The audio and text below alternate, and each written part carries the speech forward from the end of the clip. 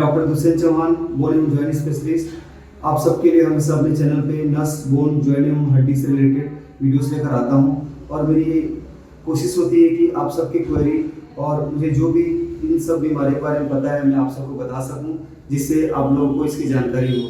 दोस्तों, मैं आज आपसे बात करूंगा हिप में होने वाले पेन के विशेष कारण, जिसके कारण हिप में बहुत ज़्यादा पेन होता है, जिसे हम AVN यानी एवेस्कुलर नेक के नाम से भी जानते हैं, के बारे में आज मैं आपसे बात करूंगा। दोस्तों, AVN यानी एवेस्कुलर नेक्रोसिस हेड, जिसमें आपके कूल्हों को चलाने वाली जो हड्डी की गोलाई होती है उसमें रक्त का प्रवाह यानी ब्लड वेसल्स प्रवाह रुक जाता है, जिस कारण हड्डी आपकी गलने लगती है और हड्डी के गलने का हड्डी के जो गोलाई होती है वो धीरे धीरे सपाट होने लगती है और उसमें ऑस्टियोआर्थराइटिस के चेंजेस आने लगते हैं। काफ़ी दिनों तक जब ये प्रक्रिया चलती रहती है तो आपके जो हिप के जो सॉकेट्स होते हैं वो भी खराब होने लगते हैं और हिप की गोलाई की सपाट होने के कारण हिप की मूवमेंट बिल्कुल भी रेस्ट्रिक्ट हो जाती है और कम हो जाती है। दोस्तों, इस पे मैंने एक ऑलरेडी वीडियो बनाया हुआ है एवेस्कुलर नेक्रोसिस के बारे में कि ये क्यों होता है, ये कैसे प्रोग्रेस करता है, इसके क्या क्लिनिकल फीचर्स होते हैं, इन सब के बारे में मैंने आपको पहले भी वीडियो में बताया हुआ है, तो आप जाके वीडियो देख सकते हैं। दोस्तों, आज का वीडियो मैंने सिर्फ इसलिए बनाया हुआ है क्योंकि बहुत सारे मेरे पास कमेंट आए हुए थे, सवाल आए थे कि AVN के जो ट्रीटमेंट ऑप्शंस होते हैं उससे हमें डिटेल में बताइए और कैसे कैसे इसके ट्रीटमेंट ऑप्शंस होते हैं और हमें कौन कौन से स्टेज पे सर्जरी कराने की जरूरत पड़ती है और क्या बिना ऑपरेशन के AVN को ठीक किया जा सकता है या इसके लिए सिर्फ रिप्लेसमेंट ही एक मात्र उपाय होता है। इन सब के बारे में दोस्तों मैं आपसे बारे में बात करूंगा और आपको मैं बताऊंगा कि इसके किन किन स्टेज में क्या क्या ट्रीटमेंट करते हैं। तो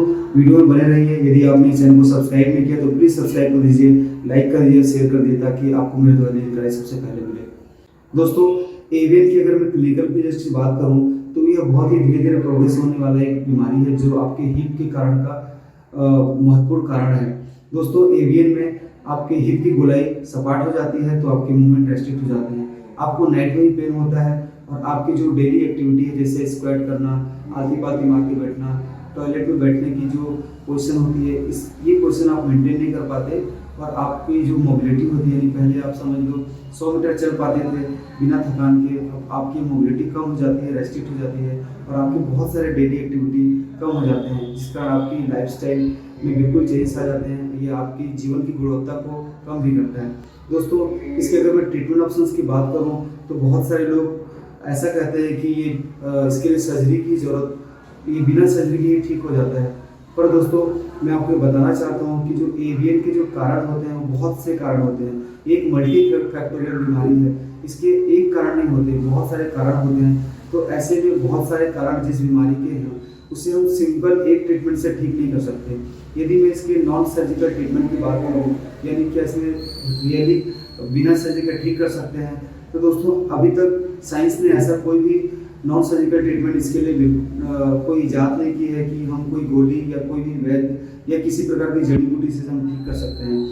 दोस्तों, इसके ट्रीटमेंट ऑप्शन को समझने से पहले हमें इसकी स्टेज को समझना पड़ेगा।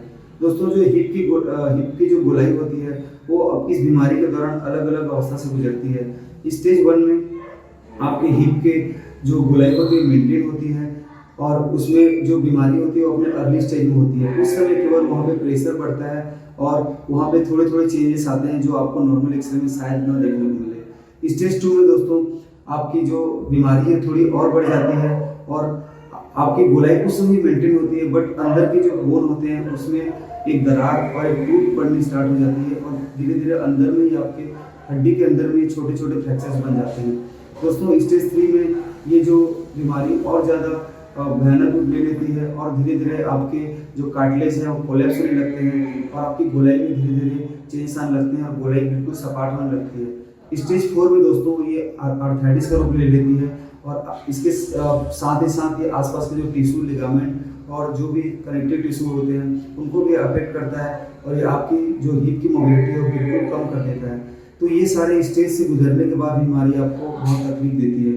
तो दोस्तों, ऐसे जब बीमारी इन स्टेज से गुजरती है तो आप ये कैसे कर सकते हैं कि आपको दवाई से इस बीमारी में आपको आराम मिले। दोस्तों, अभी तक कोई भी अगर आपको ये कहता है कि मैं इस दवाई से ठीक कर सकता हूँ तो ये बिल्कुल मैं इस पे अपनी सहमति नहीं देता, और मुझे ऐसा कोई पेशेंट भी नहीं मिला है जो मेरे पास आया हो और उसने बोला है कि मैं बिना सर्जरी के, बिना कि इस दवाई को लेने के बाद मैं बिल्कुल ठीक हो गया। दोस्तों, अगर मैं इसके ट्रीटमेंट ऑप्शन की बात करूं तो अलग अलग स्टेज पे अलग अलग ट्रीटमेंट होता है। जब स्टेज 1 पे होती है ये बीमारी, तो ऐसी स्थिति में हम एक छोटा सर्जिकल प्रोसीजर करते हैं जिसे हम कोर डिकम्प्रेशन कहते हैं। दोस्तों, स्टेज 1 में कोर डिकम्प्रेशन लाभदायक होता है। इससे आपकी हड्डी में एक छोटा सा ड्रिल के माध्यम से छेद बनाते हैं, जिससे वहाँ का जो प्रेशर होता है वो बिल्कुल कम हो जाता है और आपकी जो हेड को सप्लाई करने वाले ब्लड वेसल्स हैं उनमें पुनः रक्त का प्रवाह हो जाता है और इससे आपकी गोलाई मेंटेन रहती है। दोस्तों, स्टेज 2 यानी जो बीमारी की थोड़ी सी एडवांस अवस्था होती है, उस स्टेज में भी हम कोर डिकम्प्रेशन कर लेते हैं। इसमें भी आपको काफी हद तक राहत मिलती है। दोस्तों, कई सर्जन स्टेज 1 और 2 में कोर डिकम्प्रेशन के साथ साथ पीआरपी यानी प्लेटलेट प्लाज्मा और बोन स्प्रेड जो आपकी हड्डी से जो बोन बनाने वाले सेल्स होते हैं उसको भी इंजेक्ट करते हैं। जब ये इंजेक्ट करते हैं तो दोस्तों जो आपके जो डैमेज टिश्यू होते हैं, डैमेज लिगामेंट होते हैं, डैमेज स्नायु और जो आपके कनेक्टिव टिश्यू होते हैं, मसल्स होते हैं, इनमें ये मरम्मत का काम करते हैं, रिजनरेशन होता है। इसलिए ये पीआरपी और बोन मैरो स्प्रेड देने का बहुत सारे सेंटर पे फायदा भी होता है, बट ये एक लिमिटेड स्टेज तक ही इसके फायदे होते हैं, जैसे स्टेज 1 और 2 में। साथ ही साथ ये आपके वहाँ के ब्लड की जो सर्कुलेशन वहाँ बढ़ा देता है और आपके हेड में पुनः एक वाइबिलिटी यानी उसमें एक फिर से जान लाने की कोशिश करता है। दोस्तों, इस अवस्था में भी कुछ हद तक पेन किलर्स काम करते हैं और कुछ छोटी मोटी एक्सरसाइज भी इस समय में लाभदायक होती है, बट ये कम्प्लीटली आपके जो स्टेज की प्रोग्रेस है उसको नहीं रोकता। दोस्तों, स्टेज 1 और 2 में आपको 2 से 3 महीने तक मदद मिल सकता है और कई बार ये अलग अलग लोगों में 1 साल 2 साल तक भी आपको पेन की राहत मिल सकती है। पर दोस्तों, ये आपके डिजीज के प्रोग्रेशन को कभी भी 100% नहीं रोक सकता। आपको पेन मिल सकता है बहुत ही कम समय के लिए और बहुत ही, अगर आपका पेन बहुत ज़्यादा है तो हो सकता है कि बहुत कम समय में आपको पेन से निजात मिल जाए, बट ये आपकी बीमारी को 100% नहीं रोकेगा। साथ ही साथ दोस्तों, आप इस स्टेज 1 और स्टेज 2 में मैंने आपको जो बताया कोर डिकम्प्रेशन और पीआरपी थेरेपी, इससे आपको हाई इम्पैक्ट एक्टिविटी जैसे कि आप रनिंग, जंपिंग या फिर अगर ऐसे स्पोर्ट्स पसंद है तो ऐसी एक्टिविटी आप नहीं कर सकते।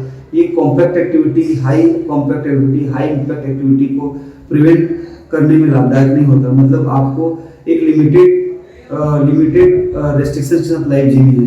दोस्तों, यदि मैं स्टेज 3 और 4 की बात करूं तो इस स्टेज में अगर पेशेंट्स की एज के अकॉर्डिंग हम रिप्लेसमेंट की सलाह देते हैं। इसका परमानेंट सॉल्यूशन रिप्लेसमेंट ही होता है, जिसे हम THI में टोटल हिप रिप्लेसमेंट कहते हैं। टोटल हिप रिप्लेसमेंट में आपके जो गोले को पूरी तरह हटा दिया जाता है और आपके जो सॉकेट है उसे भी हटा दिया जाता है और एक नया आर्टिफिशियल सॉकेट में गोला लगाया जाता है।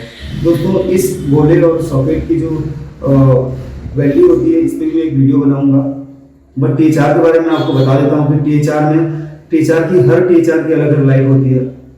अमूमन इसके इम्प्लांट पर डिपेंड करता है, बट फिर भी 15 से 25 साल के बीच की लाइफ होती है। तो पेशेंट्स के एज के हिसाब से हम इसे डिसाइड करते हैं कि कब हम THR करना है। बट दोस्तों, इसका अल्टीमेट और final treatment THR total hip replacement होता है। इससे आपकी लाइफ की गुणवत्ता में काफ़ी सुधार होता है और अपनी लाइफ को पुनः प्री स्टेज जैसी लाइफ जी सकते हैं और आपका पेन भी काफ़ी हद तक कम हो सकता है। तो दोस्तों, अगर मैं इस बीमारी के इलाज के बारे में ब्रीफली बात करूं, टेक होम मैसेज की बात करूं, तो स्टेज 1 और 2 तक आप कोर डिकम्प्रेशन, पीआरपी और बोन स्प्रेड थेरेपी के साथ जा सकते हैं विथ लिमिटेड अपनी लाइफ की बहुत सारी चीज़ों को रेस्ट्रिक्ट करके। स्टेज 3, स्टेज 4 में आपको THR यानी टोटल हिप रिप्लेसमेंट कराना ही होता है। इसके लिए आप डिसीजन ले सकते हैं आपको कब कराना है, किससे कराना है और कौन सा इम्प्लांट आपको यूज करना है। बट आपको अल्टीमेटली इस स्टेज 3 और 4 में आपको THR यानी टोटल हिप रिप्लेसमेंट कराना ही होगा। दोस्तों, मैं उम्मीद करता हूँ मेरे द्वारा दी जानकारी आपको हेल्प होगी। ये जानकारी आपको अच्छी लगी तो चैनल को लाइक करें, शेयर करें, सब्सक्राइब करें।